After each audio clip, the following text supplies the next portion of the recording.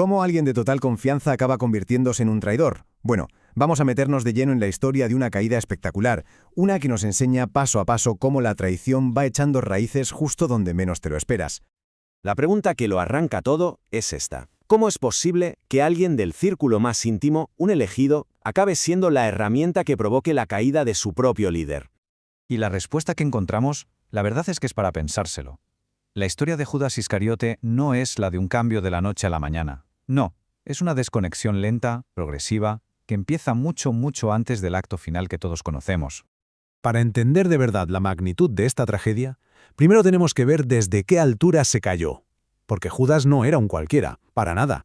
Tenía una posición de un privilegio inmenso.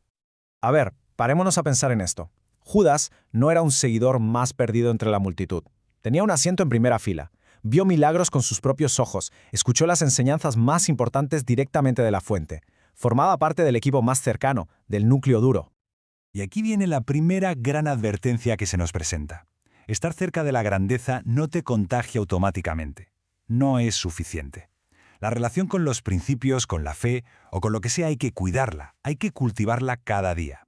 Y es justo aquí donde empezamos a ver la primera fisura. Hay un momento clave donde lo que Judas dice en público choca frontalmente con lo que de verdad está pensando y haciendo en privado. Esto es fascinante, porque vemos el doble juego a la perfección. Por fuera, una fachada de preocupación social. Pensemos en los pobres. Pero por dentro, la realidad era otra. Su crítica no nacía de la justicia, sino de la codicia.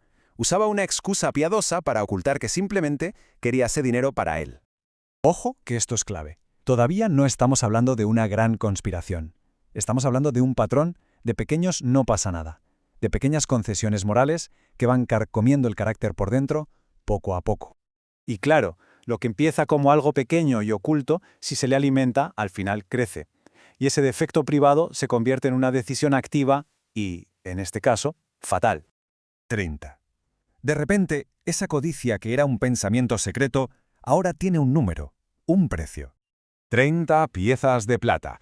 Y para que nos hagamos una idea, en aquella época ese era el precio de mercado de un esclavo. No es que le tentaran, no, fue él mismo, el que fue a las autoridades a preguntar, ¿qué estáis dispuestos a darme si os lo entrego? El pecado que había estado incubando por fin salió a la luz. Y uno pensaría que ya no hay vuelta atrás, ¿verdad? Pues no. Hay una última oportunidad, un último aviso, que como vamos a ver, se ignora por completo. Imaginemos la escena. Esto no es una indirecta, es una advertencia directa, personal, cara a cara. Tú lo has dicho. Más claro imposible. Pero el corazón de Judas ya estaba tan endurecido que ni siquiera una apelación tan directa consiguió penetrar. Y esto nos lleva a un concepto muy potente, el de la conciencia cauterizada. Es como si esa alarma interna que todos tenemos, de tanto ignorarla, se quemara. Se vuelve insensible. La advertencia llega, pero ya no hay nadie dentro que pueda escucharla. Y con esto llegamos al desenlace, que es trágico. Y la clave para entenderlo está en diferenciar dos tipos de dolor que a primera vista parecen iguales, pero que son radicalmente distintos. Cuando Judas ve las consecuencias reales de sus actos, se da cuenta de la magnitud del desastre. Siente un dolor terrible. Sí, devuelve el dinero, admite su pecado, pero el tipo de dolor que siente no es el que lleva a la sanación. Y aquí está la diferencia fundamental. Una cosa es el remordimiento, que es el dolor por las consecuencias, por cómo me ha afectado esto a mí, por el lío en el que me he metido. Y eso, al final, lleva a la desesperación. Y otra muy distinta es el arrepentimiento, que es el dolor por el acto en sí mismo, por el daño causado a otro. Y eso es lo que abre la puerta a la restauración. Y al final toda esta historia se convierte en una especie de espejo. Nos obliga a mirar hacia adentro y a plantearnos qué pequeñas concesiones, qué pequeñas traiciones a nuestros principios justificamos en el día a día. Porque como hemos visto, las grandes caídas rara vez empiezan con un salto al vacío. Suelen empezar con un simple resbalón que decidimos ignorar.